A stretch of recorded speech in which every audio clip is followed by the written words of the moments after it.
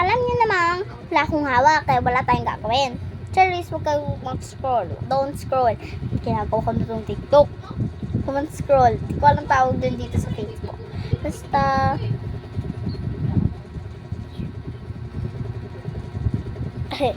ito yung yung drawing notebook ko and story notebook. And dito rin yung mga password ko. Like, email address ko. Like, that ko sulat yung email. So, like, ito. Ito yung mga laro. Ito yung mga drawing ko. Hindi ako magsisinungaling, pero kinukuha ko yun sa internet. Pero, at least, iniiba ko yun, no? Ito yung mga drawing ko nung grade ako. Hindi ko na ipakita. Tingnan nyo na lang sa science. Alam nyo naman may upay. Okay guys, tapos ito pa yung number. Tapos ito pa yung page 2. Panis, ginawa kong book. Page 1, page 2. Yan o. Panis, ganyan. O. Sinabi ako ni Papa and Mama, magaling daw ako mag-drawing. I-comment nyo, hindi feeling na magaling ako mag-comment. Ay, mag-comment tuloy. Galing ko mag-comment.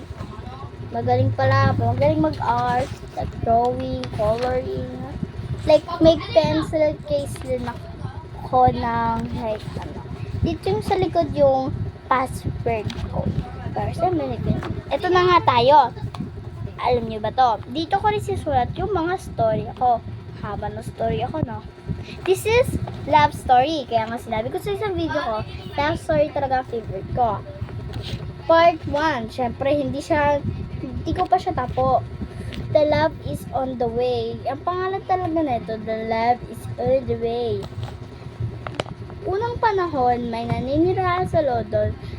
Ang kanyang pangalan ay si Harry. Lumipat siya sa Philippines kasi palagi siya nang bubuli, bagsak at cleaner ang family niya.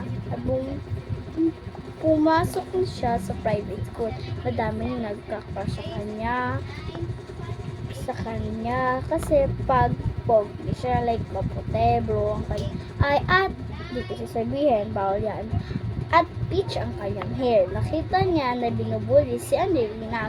Ang bida dito ay tapusin mo na natin istorya and doon nyo i-comment kung maganda or nakulaan nyo kung sila ang bida. Angelina na umiiyak at naakit naman ni Harry ang mga mata ni Ella na nambubuli kay Angelina. Tumakbo si Angelina na umiiyak pero hindi interesado si Harry kay Ella. Sa inaasahan, pumakas na naman siya sa klase at pumunta siya sa rooftop. Diba, may nalalaman pa tong rooftop. Kasi ako, kapag nanonood ako ng love story, palagi kasi nakikita na sa rooftop nakikita. Kaya, yun. At nakita niya si Angelina na magpapakamatay. Kahit hindi magpapakamatay, ha?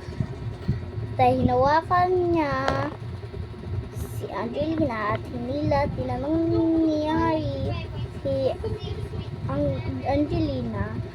Sabi ni Harry, ba't ka magpapakamatay? Sabi ni Angelina, hindi mo ba nakita kanina? Binubuli nila ako. Sabi ni Harry, rich ka diba? Ay, mayaman, hindi pala rich. Mayaman ka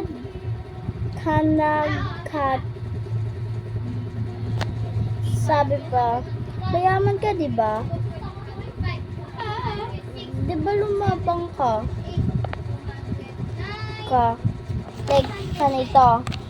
Si Harry, rich ka, diba? Lumabang ka.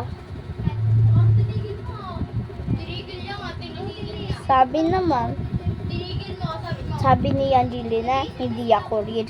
Pinigyan lang ako ng scholarship. Sana all may scholarship. Guys, ang dami-dami. Hindi ko na nakita yung scholarship. At biglang umalis si Harry. At pinatawag si Harry sa principal. Principal lang yung nasulat yun. Pero i-feeling nyo na lang yung principal office ng gold. Ba't ka nag-cutting? Sabi ng principal.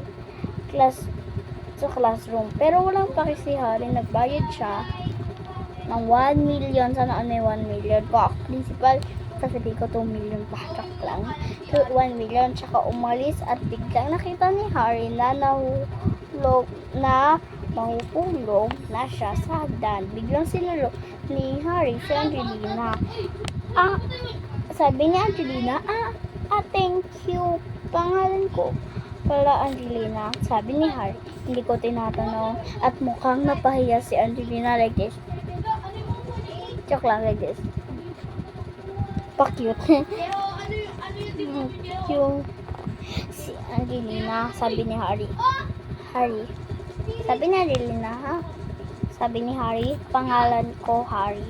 Sabi ni Angelina, okay, tumunog na yung bell. Wait, tata. Wait, wag kang tumakas ulit, ha? Wag. At mumiti si Harry like this. Joke lang, like this. Like kapag boy ako like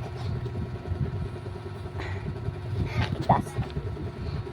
Sabi ni Harry, sabihin mo sa sarili mo. Sabi ni Stacy, BFF ni Angelina like PFFR, tara na. Sabi ni Angelina, sige bye. Stacy, Angelina. Sabi ni Stacy, Angelina. Sabi ni Angelina, Stacy, dito tayo umupo. Angelina. Sabi ni Angelina, sige, para tabi na rin tayo. Guys, nasa classroom sila nun. And guys, kung gusto nyo, gumawa pa ako ng part 2, i-comment nyo. And tingin nyo kung romantic pa yung ginawa ko. Okay?